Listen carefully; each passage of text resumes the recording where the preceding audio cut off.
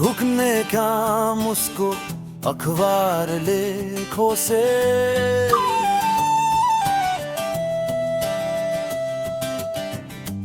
ढुक्ने काममा शिक्षित बेकार कसिए, झै झगडाको दायित्व साहित्यकारले टिपे पुच्छर हल्लाउनेमा प्रशासक खटिए।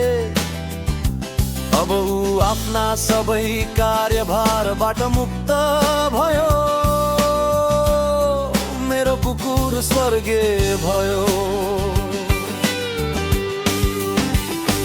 अब मुसाहरूले चारको से झाडीमा डढेलो लाउन्, या बिरालाले त्यसकमा सिंह दरबार सेकाउन्, मेरो कुकुरले भ्यार घुर्ने सम्म छैन।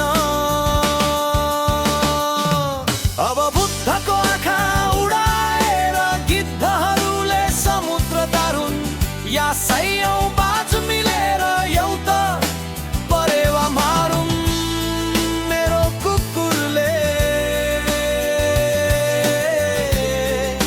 चियो गर्ने छैन। ऊ त ठाडै भीमसेन थापाको सती गयो, मेरो कुकुर स्वर्गीय भयो। आऊ अब शोक सभा गरौँ, शोक प्रस्ताव यहाँ रेडीमेड छ।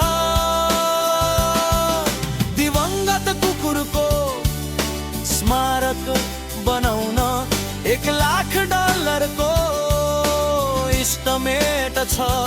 मामा भानिज हो, लौ अब एउटा टेन्डर देऊ, स्मारक काली माटीको भए पनि हुन्छ, तर माटो किन्न हङकङ जानै पर्छ।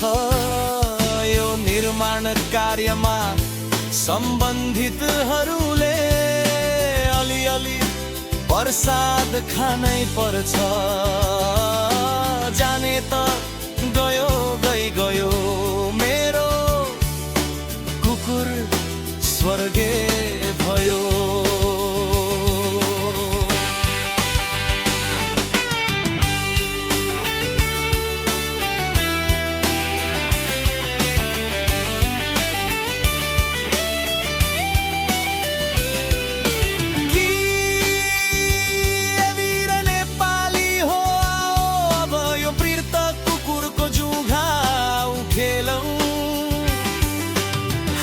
सबका बिरामहरू लुकाउन यो मुर्दाको टाउको फोरौँ।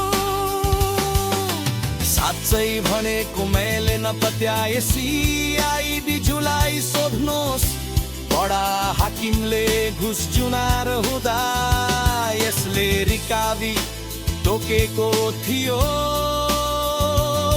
हाकिमले जङ्ग बहादुरको घोडा मोलाउँदा यसले रित्तो बोतल बोकेको थियो।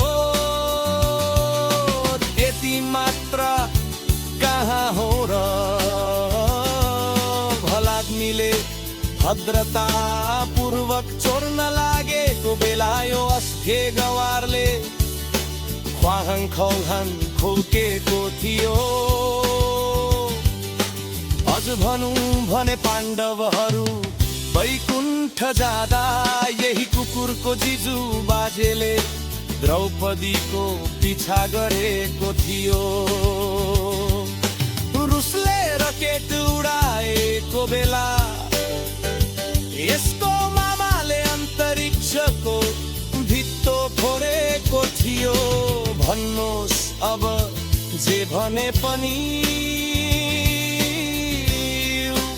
नसुन्ने भयो, मेरो कुकुर स्वर्गीय भयो।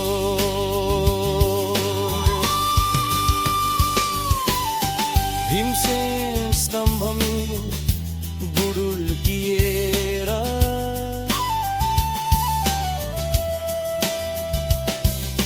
स्वामी भक्तिको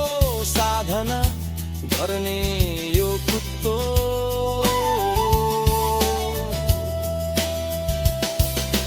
भीमल्लको चिहान खोस्र वफादारीको बिगुत लगाउने यो खिच्चो साँच्चै मूर्ख थियो महामूर्ख